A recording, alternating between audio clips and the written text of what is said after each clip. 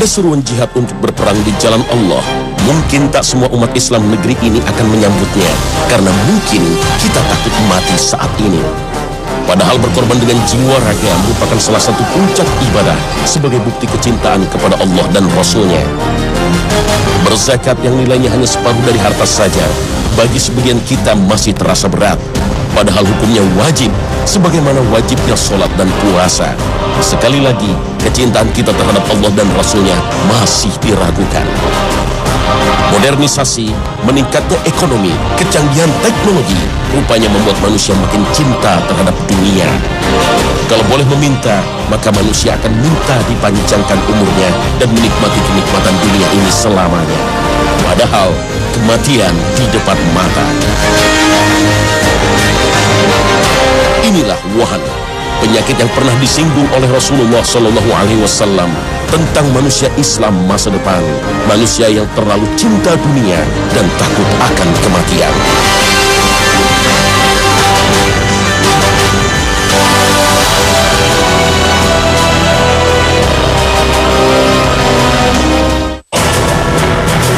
Assalamualaikum warahmatullahi wabarakatuh. Selamat pagi pemirsa Trans 7. Khazanah Ensiklopedia Islam Dunia pagi ini kembali hadir ke hadapan Anda untuk saling menasehati dalam kebajikan dan kesabaran. Kita patut bersyukur umat Islam di Indonesia hidup dengan damai. Masjid berdiri di mana-mana. Tak sulit bagi kita untuk menghadiri sholat berjamaah yang nilainya lebih utama daripada sholat sendirian. Mungkin banyak dari kita dianugerahi kemudahan untuk menjalankan haji dan umroh berkali-kali. Meskipun biayanya lebih mahal daripada biaya masuk sekolah SD di Indonesia. Seakan umroh menjadi perjalanan wisata tahunan yang tujuannya jalan-jalan dan berbelanja. Tatkala hari raya Lebaran tiba, kita pun merayakannya dengan sukacita.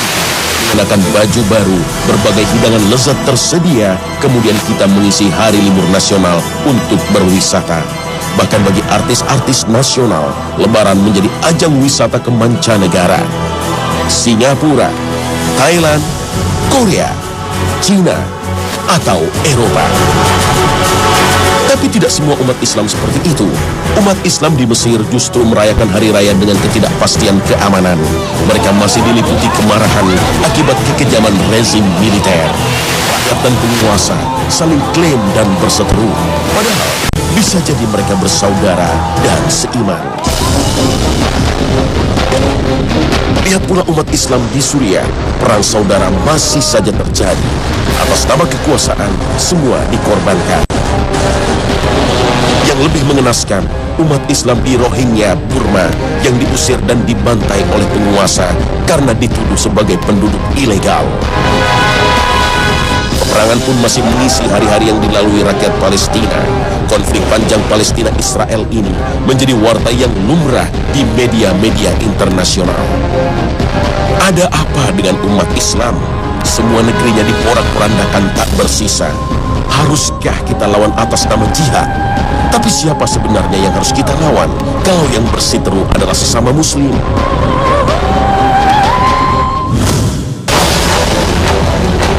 Mari kita renungkan sabda Nabi. Nyaris seluruh bangsa menyerbu dan membinasakan kalian, seperti halnya orang-orang yang menyerbu makanan di atas piring. Seorang sahabat bertanya, apakah karena kita ketika itu minoritas, sedikit, wahai Rasulullah? Beliau bersabda, bahkan kalian waktu itu banyak sekali, kalian mayoritas. Tetapi kualitas kamu seperti buih di atas air. Dan Allah mencabut rasa takut musuh-musuhmu terhadap kalian, serta menjangkitkan di dalam hatimu penyakit wahan. Seorang sahabat bertanya lagi, apakah wahan itu? Beliau menjawab, terlalu cinta dunia dan takut mati. Hadis riwayat Ahmad, Al-Baihaqi, dan Abu Dawud. Kondisi umat Islam saat ini sudah tergambar dalam hadis. Tak ada satu negeri muslim yang saat ini terbebas dari berbagai intervensi dan konspirasi global dari musuh-musuh Islam. Sementara umat Islam sendiri telah digerogoti penyakit akut, wahan. yaitu hubbud dunia wa karahiyatul maut, cinta dunia dan takut mati. Bagi orang-orang yang cinta dunia, kematian adalah ketidakpastian. Sementara dunia yang sementara ini adalah kepastian akan kenikmatan, bak surga yang sudah didapat. Karena itulah kematian menjadi ketakutan, padahal mereka sesungguhnya sedang ditipu. Tipuan yang membuat nikmat dan membuat manusia ketagihan. Nikmatnya tipuan ini dijelaskan oleh Allah dalam firman-Nya.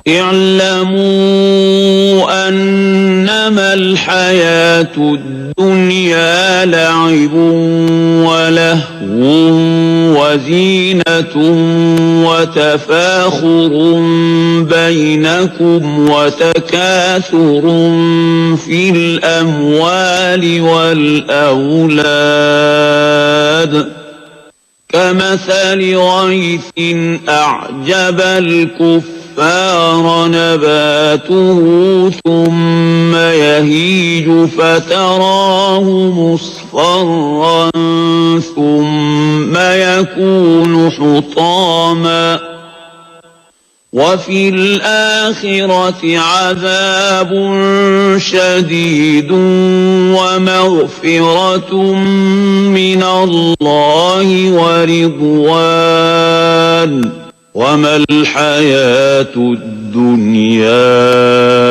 إلا متاع الغرور. Wahan secara bahasa artinya lemah. Umat Islam saat terjangkit penyakit wahan, mereka pasti akan lemah. Dan saat hati mereka sudah diliputi lemah, mereka tidak akan mampu menggapai kedudukan yang mulia. Dan tidak mampu pula untuk berjihad fisabilillah, serta menegakkan kalimat Allah. Mereka juga akan menjadi bakhil, tidak mau menginfakkan hartanya di jalan Allah. Imam Al-Ghazali dalam Bidayatul Hidayah mengatakan bahwa penyakit wahan bersumber dari para pemimpin agama yang jahat. Mereka ini banyak yang menganjurkan berlaku zuhud, namun perilakunya malah memperlihatkan sebaliknya. Lisan mereka bicara akhirat, tapi hatinya penuh dengan hasrat duniawi. Lisannya menyuruh umat menjauhi dunia, tapi perilakunya menyeret mereka ke dalam jerat-jerat dunia. Dunia sesungguhnya hanya alat untuk meraih kemuliaan di akhirat. Bayangkanlah sebuah alat, tools menuju akhir, yaitu akhirat. Kehidupan yang kita jalani di dunia sejatinya untuk mendapat ridho Allah dan menjadi hamba-hambanya yang soleh. وابتغ فيما آتاك الله الدار الآخرة ولا تنس نصيبك من الدنيا وأحسن كما أحسن الله إليك ولا تبغ الفساد في الأرض إن الله لا يحب المفسدين.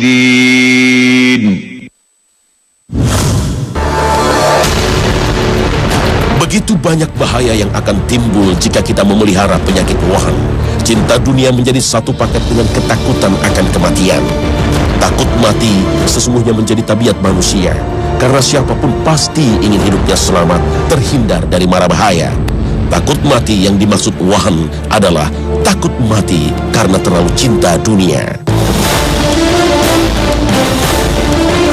Orang-orang yang beraksi liar dan ekstrim menantang maut dalam berbagai aksi olahraga ini seolah-olah tak takut mati sama sekali. Adrenalin membuat mereka berupaya keras melampaui titik batas kemampuan manusia. Push the limit. Namun, bukan seperti ini orang-orang yang terbebas dari penyakit wahan seperti yang dimaksud dalam hadis Nabi. Orang yang tidak takut mati adalah mereka yang menyambut dengan keimanan saat diajak berjihad. Orang-orang yang paham kriteria jihad dan melaksanakannya dengan penuh keimanan, meninggalkan jerih payah dunia, rumah, anak, istri, dan harta benda. Sebagaimana sabda Nabi, jika kalian berdagang dengan sistem inah, salah satu bentuk riba, kalian ridho dengan peternakan, kalian ridho dengan pertanian, dan kalian meninggalkan jihad, maka Allah timpakan kepada kalian kehinaan yang tidak akan dicabut sampai kalian kembali kepada agama kalian. Hadis riwayat Ahmad dan Abu Daud. Allah Ta'ala berfirman, "Tidakkah kamu perhatikan orang-orang yang dikatakan kepada mereka, tahanlah tanganmu dari berperang, dirikanlah sembahyang dan tunaikanlah zakat. Setelah diwajibkan kepada mereka berperang, tiba-tiba sebagian dari mereka, golongan munafik, takut kepada manusia, musuhnya, seperti takutnya kepada Allah, bahkan lebih sangat takut dari itu takutnya. Mereka berkata, ya Tuhan kami, mengapa engkau wajibkan berperang kepada kami? Mengapa tidak engkau tangguhkan kewajiban berperang kepada kami sampai kepada beberapa waktu lagi? Katakanlah, kesenangan di dunia ini hanya sebentar, dan akhirat itu lebih baik untuk orang-orang yang bertakwa, dan kamu tidak akan dianiaya sedikit pun." Al-Quran Surah An-Nisa ayat 77. Apa yang menyebabkan umat Islam terkena penyakit waham? Setidaknya ada 5 penyebab. Pertama, umat Islam belum memahami ajaran Islam secara utuh. Akibatnya, dengan mudah mereka menerima faham-faham yang tidak sesuai ajaran Islam, kemudian mengikutinya sesuai dengan tuntutan hawa nafsu. Kedua, umat Islam tidak lagi memiliki kekuatan kepemimpinan, baik dalam politik maupun militer. Ketiga, umat Islam terpecah belah sehingga mudah diadu domba. Keempat, umat Islam tidak lagi mampu mengidentifikasi siapakah sesungguhnya musuh dan apa yang telah memperdaya dan menghancurkan umat Islam. Kelima, umat Islam tertinggal dalam kemajuan ilmu pengetahuan dan teknologi, hingga dengan mudah umat Islam berkiblat kepada Barat, menyerap semua warisan Barat, termasuk gaya hidup dan pemikirannya yang banyak menyimpang dari Islam. Berjihad di jalan Allah tak hanya bermakna peperangan. Jihad di jalan Allah bisa dilakukan dengan mengerahkan segenap kemampuannya untuk menegakkan agama Allah, sebagaimana Allah Ta'ala berfirman, فلا تطع الكافرين وجاهدهم به جهادا كبيرا. Berjihad di jalan Allah juga bukan berarti legalisasi terorisme. Syarat utama jihad adalah komando dari pemimpin atau imam yang kita pilih bersama lewat mekanisme. Seperti hadis yang diriwayatkan Bukhari dan Muslim dari Abu Hurairah bahwa Rasulullah SAW bersabda, "Seorang imam merupakan perisai, kaum muslimin berperang di belakangnya dan berlindung dengannya. Apabila dia memerintahkan untuk bertakwa kepada Allah Azza wa Jalla dan berlaku adil, maka dia akan mendapat pahala akan hal itu. Akan tetapi apabila dia memerintahkan untuk berbuat maksiat, maka dia berhak memperoleh dosanya."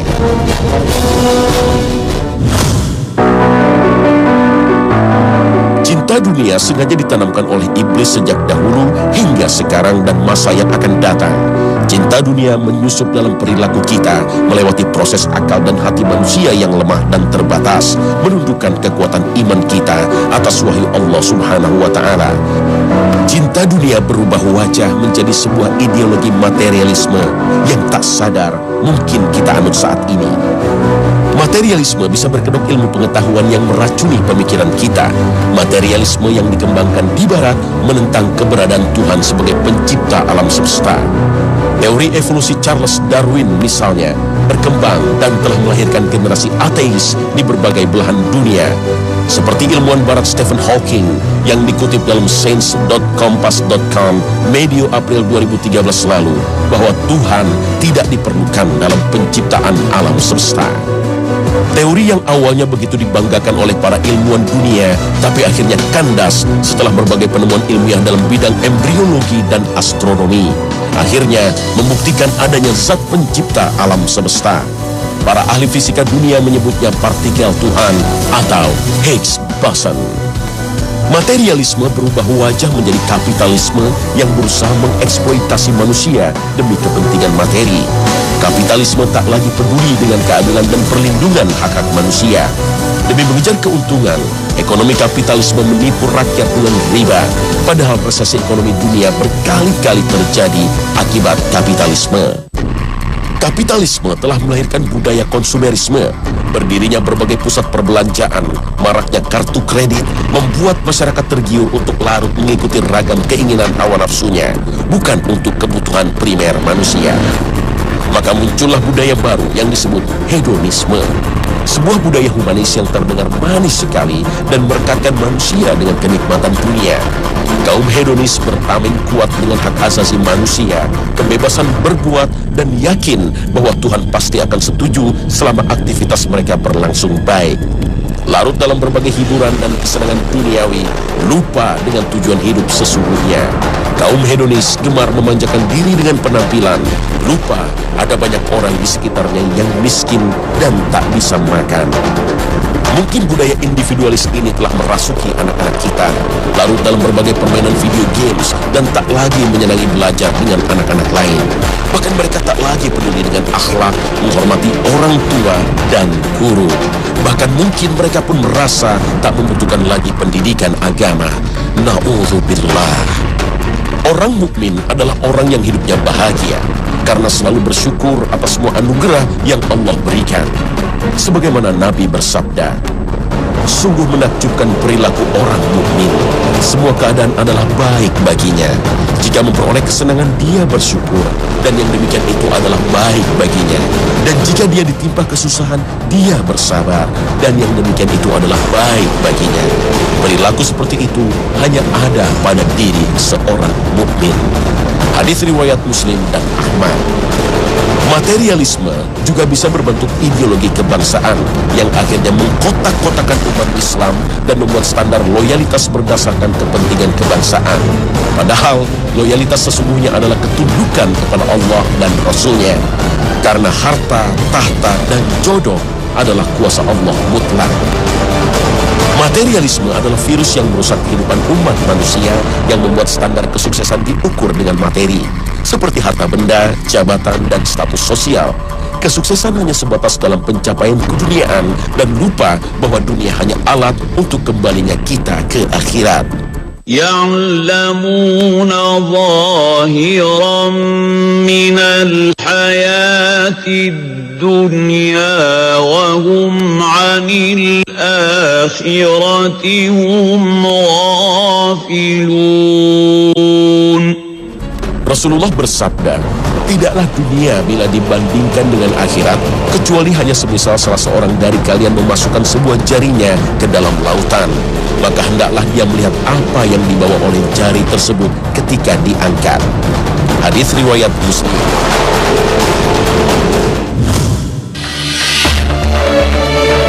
Untuk menghindari dari penyakit waham, apa saja yang perlu kita lakukan? Pertama, pahamilah bahwa tujuan hidup dunia kita adalah Allah.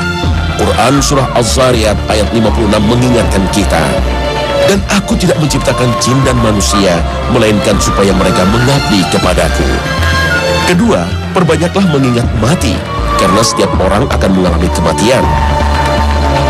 Al-Quran Surah Ali Imran ayat 185 juga mengingatkan kita bahwa tiap-tiap yang berjiwa akan merasakan mati, dan sesungguhnya pada hari kiamat sajalah disempurnakan pahalamu. Barang siapa dijauhkan dari neraka dan dimasukkan ke dalam surga, maka sungguh ia telah beruntung. Kehidupan dunia itu tidak lain hanyalah kesenangan yang memperdayakan. Orang yang selalu mengingat kematian disebut oleh Rasulullah sebagai orang yang cerdas, sebagaimana hadis diriwayatkan dari Ibnu Umar. Aku pernah bersama Rasulullah SAW. Lalu seorang Ansor mendatangi beliau. Ia memberi salam dan bertanya, "Wahai Rasulullah, mukmin manakah yang paling baik?" Beliau bersabda, "Yang paling baik akhlaknya." "Lalu mukmin manakah yang paling cerdas?" Ia kembali bertanya. Beliau bersabda, "Yang paling banyak mengingat kematian dan yang paling baik dalam mempersiapkan diri untuk alam berikutnya, itulah mereka yang paling cerdas." Hadis riwayat Ibnu Majah. Mengingat kematian membantu kita dalam khusyuk dalam sholat. Nabi SAW bersabda, "Ingatlah kematian dalam sholatmu, karena jika seseorang mengingat mati dalam sholatnya, maka ia akan memperbagus sholatnya." Sholatlah seperti sholat orang yang tidak menyangka bahwa ia masih punya kesempatan melakukan sholat yang lainnya. Hati-hatilah dengan perkara yang kelak malah engkau meminta uzur karena tidak bisa memenuhinya. Hadis riwayat Ad-Dailami dalam Musnad Al-Firdaus. Mengingat kematian menjadikan seseorang semakin mempersiapkan diri untuk berjumpa dengan Allah dan memperbanyak amal soleh. Mengingat kematian juga akan membuat orang selalu memperbaiki diri dan bersabar dengan berbagai cobaan hidup. Nabi SAW bersabda, "Perbanyaklah mengingat pemutus kelezatan, yaitu kematian, Karena jika seseorang mengingatnya saat kehidupannya sempit, maka ia akan merasa lapang. Dan jika seseorang mengingatnya saat kehidupannya lapang, maka ia tidak akan tertipu dengan dunia sehingga lalai akan akhirat. Hadis riwayat Ibnu Hibban dan Al-Baihaqi. Orang yang selalu mengingat kematian membuatnya mudah untuk bertaubat. Hatinya selalu qanaah, merasa cukup dengan anugerah Allah.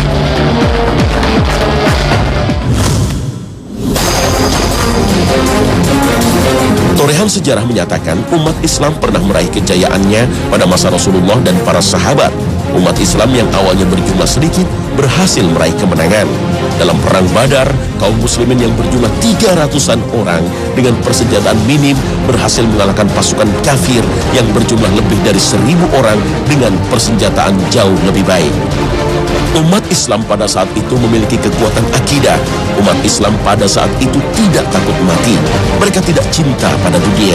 Mereka bukan orang yang berputus asa dan memilih pada kematian. Mereka adalah orang-orang yang sukses dan para saudagar pada masa hidupnya. Mereka pembela yang hak, pemberantas kebatilan. Dalam ayat lain Allah Ta'ala berjanji, يا أيها الذين آمنوا إن تنصروا الله ينصركم ويثبت أقدامكم. berbagai kemenangan umat Islam telah terbukti dalam sejarah. Kerajaan Romawi dan Persia yang pada saat itu menjadi dua negeri adidaya berhasil ditaklukkan umat Islam. Namun, ketika umat Islam sudah berada pada puncaknya, maka dunia pun mendekat padanya. Kekuasaan menjadi manis dan iman terasa pahit. Lagi-lagi torehan sejarah mencatat bagaimana kota Baghdad yang menjadi pusat peradaban dunia pada masa kekhalifahan Abbasiyah akhirnya jatuh pada 656 Hijriah atau bertepatan pada 1258 Masehi setelah diserang tentara Tatar Mongol. Saat itu dinasti Abbasiyah tengah mengalami krisis kepemimpinan. Umat Islam terpecah belah, saling bermusuhan, dan tak ada lagi semangat berjihad. Para penguasa tak lagi amanah, sudah dirasuki nafsu syahwat dan kemewahan hidup menjadi teman sejati. Jatuhnya kota Baghdad meninggalkan cerita duka mendalam. Menurut Abul Hasan Ali An-Nadwi, umat Islam yang dibantai habis hampir 2 juta orang. Darah mengalir di jalanan. Lebih dari 2 juta buku dicampakkan ke dalam sungai Dajlah. Inilah awal kemunduran umat Islam. ذلك ولو يشاء الله لانتصر منهم ولكن ليبلو بعضكم ببعض. Inilah peringatan Allah Memberikan keharuman kapanpun Anda inginkan. Telkomsel didukung semua operator di Arab Saudi. Jadi nggak perlu setting dengan kartu. Tarif semurah lokal Arab Saudi. Terus ada aplikasi Telkomsel Ibadah lagi. Maaf Ustadz, pinjam handphonenya boleh? Astagfirullah jamaah. Pemirsa Khazanah, jika kita ingin meraih kembali kejayaan, kita harus segera membersihkan diri dari penyakit wahan. Siapkah diri kita dan generasi yang akan datang menjadi umat terbaik, yaitu yang mencintai Allah dan Rasul-Nya, kemudian menjalankan syariatnya